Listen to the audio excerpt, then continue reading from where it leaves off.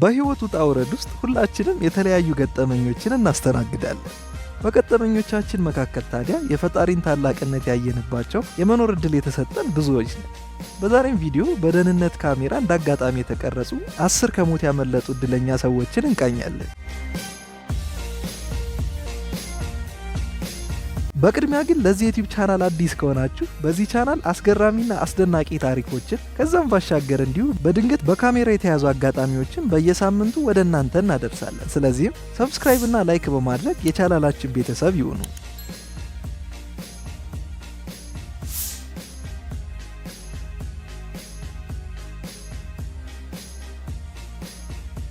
ይህ የምትመለከቱት ሰው የመንገዱ አካፋይ ላይ ሞተሩን ይዞ ቆሞ ነበር። ነገር ግን ከትንሽ ደቂቃዎች በኋላ ምን እንደተፈጠረ ተመልከቱ።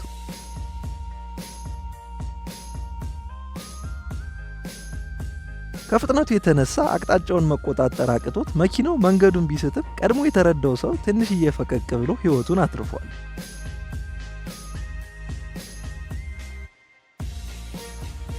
በትላልቅ መኪና ግጭቶች ተጎጂው ተሳፋሪው ወይም አሽከርካሪው ነው የሚለው ነገር እዚህ ቪዲዮ ላይ አይሰራም።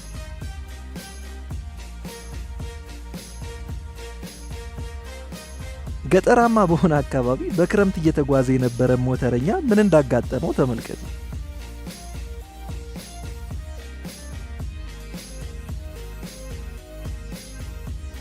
ይህኛው ትዕይንት በካሜራ ባይቀረጽ ኖሮ ማንም እውነት መሆኑን አያምንም ነበር።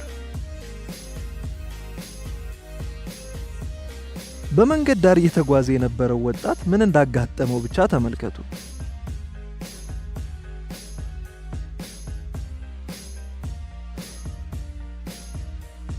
ይህኛውም ወጣት በተመሳሳይ ሁኔታ ከሞት መትረፍ ችሏል።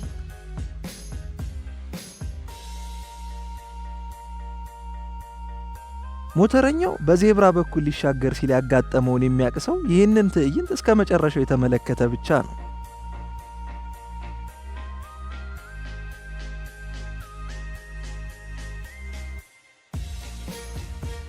ይህች ሴት በጉዞዋ ወቅት ከባቡሩ በመስኮት በኩል ወጥታ የሚያምር ፎቶ ለመነሳት ሞክራ ነበር። ነገር ግን ምን እንደተፈጠረ ተመልከቱ።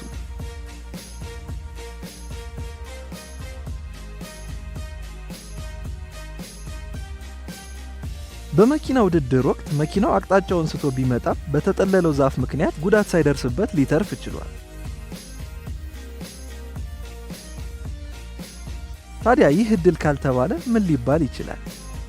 ከተመለከታችኋቸው ትዕይንቶች መካከል የትኞቹ የበለጠ ዕድለኛ ናቸው ብላችሁ ታስባላችሁ? ሐሳባችሁን ኮሜንት ላይ አጋሩ።